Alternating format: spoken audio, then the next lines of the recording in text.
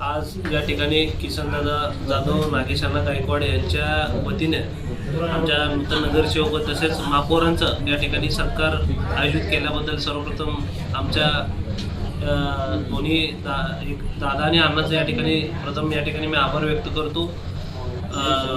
सर्व नूतन नगरसेवक असतील, स्वीकृत नगरसेवक, महापौर यांना त्यांनी या ठिकाणी बोलवलं, मान सन्मान केला आणि आमचे कौटुंबिक तात्यांपासून वडिलांपासून कौटुंबिक या ठिकाणी जवळपास 25 ते 30 ते 35 वर्षापासून या ठिकाणी आमचं कौटुंबिक संबंध त्या ठिकाणी आहे। आमदार साहेब देवेंद्र दादा यांच्या इलेक्शनमध्ये देखील त्यांनी अतिशय चांगल्या पद्धतीने काम करून आमदार साहेबांना या आपल्या रामवाडी सेटलमेंटमध्ये अतिशय चांगल्या पद्धतीने लीड देऊन चांगलं मेजॉरिटी देऊन या ठिकाणी काम केले। भाजपचे देखील या ठिकाणी ते चांगलं काम ते पक्षाचं करत आलेले आहेत आणि इथून पुढे त्यांच्याकडून अतिशय चांगले कामं या ठिकाणी घडतात आणि वेगवेगळे उपक्रम या ठिकाणी वेळोवेळी या संस्थेच्या माध्यमातून ते राबवतात। सर्व या ठिकाणी आम्हाला बोलवलं, मान सन्मान केल्याबद्दल आमचे मोठे बंधू आमचे दादा किसनदादा जाधव साहेब यांचा या ठिकाणी मनापासून, किसनदादा जाधव साहेब असतील, आमचे चेतन गायकवाड असतील, यांचं मनापासून या ठिकाणी मी आभार व्यक्त करतो आणि शुभेच्छा देऊन थांबतो। महानगरपालिकेमध्ये सर्वप्रथम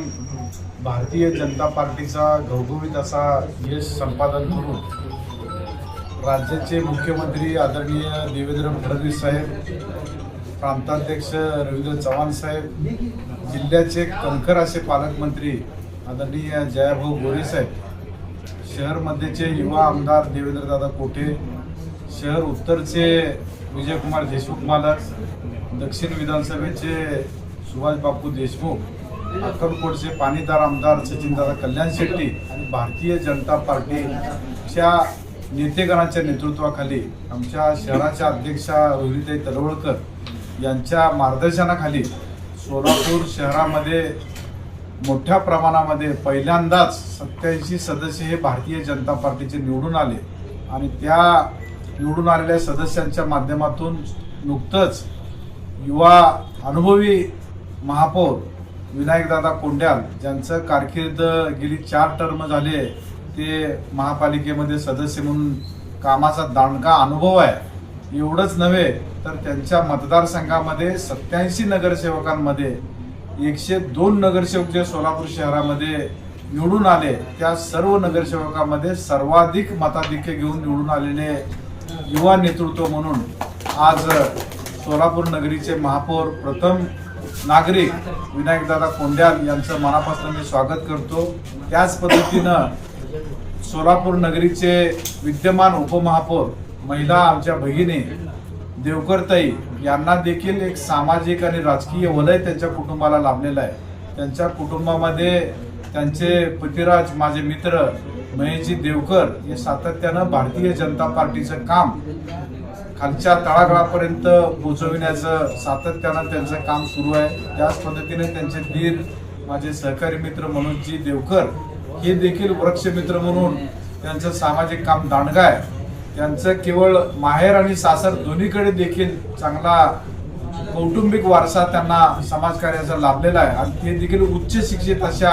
भगिनी उपमहापौर म्हणून लाभलेले आहेत। त्यामुळं सोलापूर शहराचा